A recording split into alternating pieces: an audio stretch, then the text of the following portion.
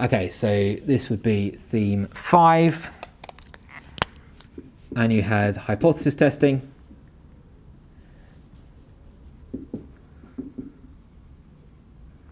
And confidence intervals. There you go. Okay, so hypothesis testing and confidence intervals. So, what do we need to know, right? First of all, confidence intervals. Remember, well, okay, before I start there, both for hypothesis testing and for confidence intervals, you only ever look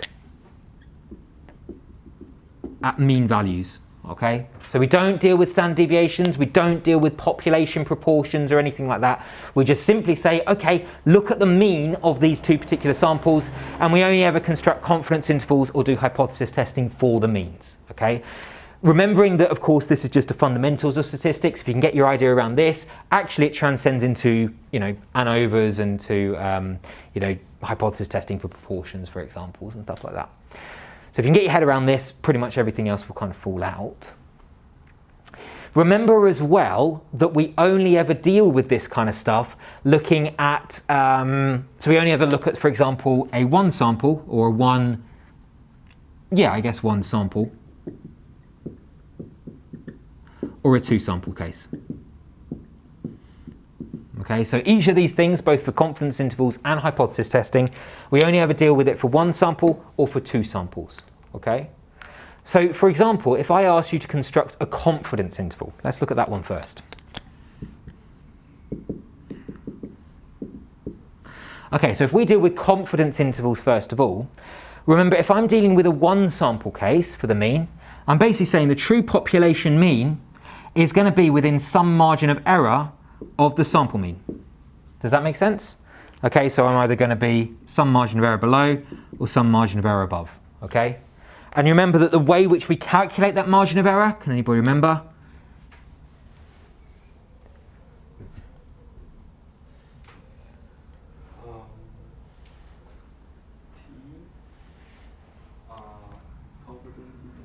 Good, so it could be either Z or T, and this is where we ask our questions again, right?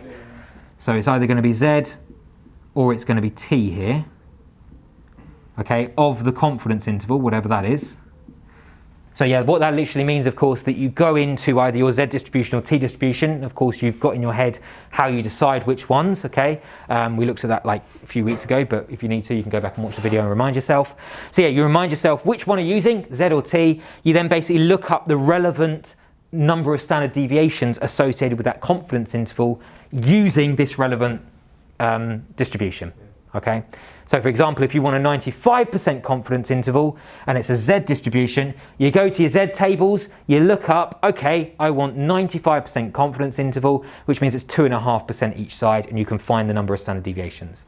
Same kind of idea for T. Good. Sorry, I interrupted you, John. Do you want to finish this off? So what are you going to be timesing by? Standard deviation? Good. It's not quite the standard deviation, remember, it's called the standard error, right? So the standard error, in this case for a one sample, is going to be what?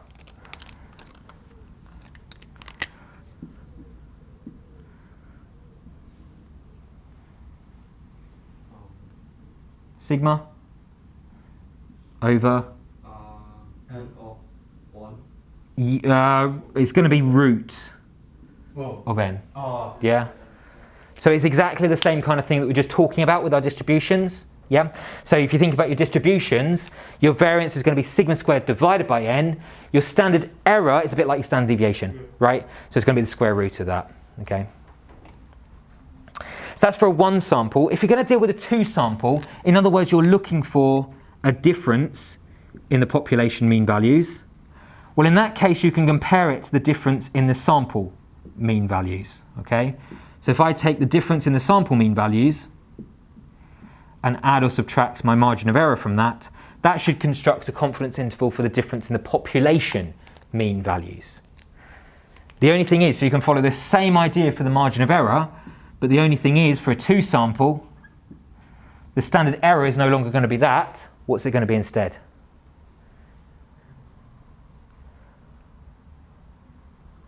Square root.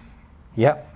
Sigma squared of the first sample divided by n, 1. Yep. And then plus sigma square of the second sample divided by n2.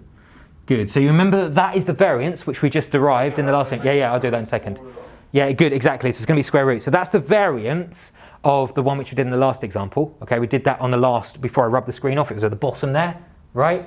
But you're absolutely right, because standard error is the square root of that, I can't just neatly square root each thing like I could there. I have to square root the whole thing. Does that make sense? Yeah? So ultimately this is what it boils down to. If you're dealing with a one sample case, you use either Z or T distribution, find the number of standard deviations associated with that confidence interval, etc. And then times it by the standard error. It's just that the standard error is going to be that if you're just dealing with one sample, or that if you're dealing with a two sample. Does that make sense? Okay? So that's what a confidence interval is, and that's all you need to do. If I say construct a confidence interval, this is what I'm asking for. This is for a one sample. In fact, I'll write it in. This is for a one sample. And this is for a two sample. So obviously when I say two sample, I of course mean a difference in the means. Right? Are there any questions about that? No? The only other thing which I need to make you aware of is if you're dealing with confidence intervals, you need to know how to interpret them.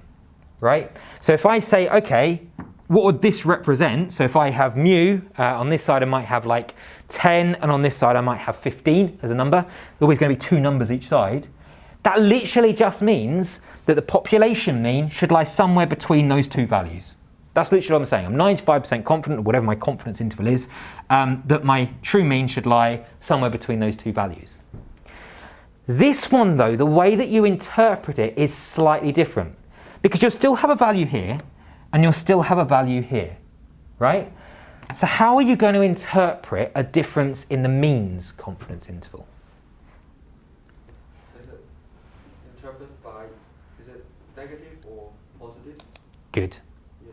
Good. So you look at the values each side of this. So you look at the values upper bound and lower bound, and you look at the signs of them, right? So if you have a negative on this side, and obviously difference in the means there, and a negative on this side, then that basically implies that the difference in the means is also negative, right? So mu1 take away mu2 is also negative, so less than 0. Okay. Does that make sense? Hence, you can sort of just rearrange that, and you can say that mu1 has got to be less than mu2, okay? So in other words, you are, whatever the confidence level is, say 95% confident that the mean of sample 1 is less than the mean of sample 2, the true population means I'm talking about there. Equally, if you have a positive on this side and a positive on the other side as well, it's a positive and positive number, then that literally means that the difference in the means has also got to be positive as well. In which case, if you just rearrange that, you can find that mu1 has got to be greater than mu2. So let's say confidence interval is 95% again. You're 95% confident that the population mean of sample 1 is more than population mean of sample 2, right? Now the only one that you've got to be careful of is if you have a negative and a positive. The reason why I say you've got to be careful is because it honestly depends on the sizes of these two numbers. If this is like negative 1,000 and this is like positive 5,000, then it's fairly obviously clear that because there's such a wide range between those two values, it's very difficult to say where mu1 take away mu2 is going to lie, the difference in the means is going to lie. It could be on the negative side, could be on the positive side, it could be somewhere close to 0. However, if you have a value down here which is approximately 0, okay, so it might be like negative, I don't know, like 1.2 for example, and this one again is approximately 0, it might be like positive 0.6, then you can be sure that because both of these numbers are close to 0, let's say they're negative and positive, then it means that mu1 take away mu2 is about 0 as well. Does that make sense? So look at the size of these two numbers. Don't just say it's negative and positive, look at the sizes. Close to 0, then that's the case, in which case you can literally just say that mu1 is equal to mu2. So they're about the same, there's no real difference in the means, right? But again, this one, be careful of it, okay? Because it's not just as straightforward as the other ones where you can just say positive, positive, or negative, negative. Because it's negative and positive, look at the sizes. Are they close to 0? If yes, you can infer that. Otherwise, you can't. Yeah? Does that make sense? Yeah, but I have a question. Go for it. If the negative side is very, very large, Yes. and the positive side is very large, Yeah. so how can I explain it? Okay, so basically it doesn't tell us anything interesting really, okay? So the fact that this might be like negative 1,000 and this might be positive 5,000, I think which I said, you can't really interpret anything interesting from that, okay? So I just can say, I don't know. Or Yeah, exactly. The confidence interval doesn't really tell us that much in that case, okay? But you put like mu1 doesn't equal mu2, and that's it. You can't say anything. Yeah, exactly, if you wanted to. So because you could say, well, actually, you don't know what's happening with mu1 take away mu2, you don't know whether this is true, or this is true, you can just literally say that we are unsure whether mu1 equals mu2, okay?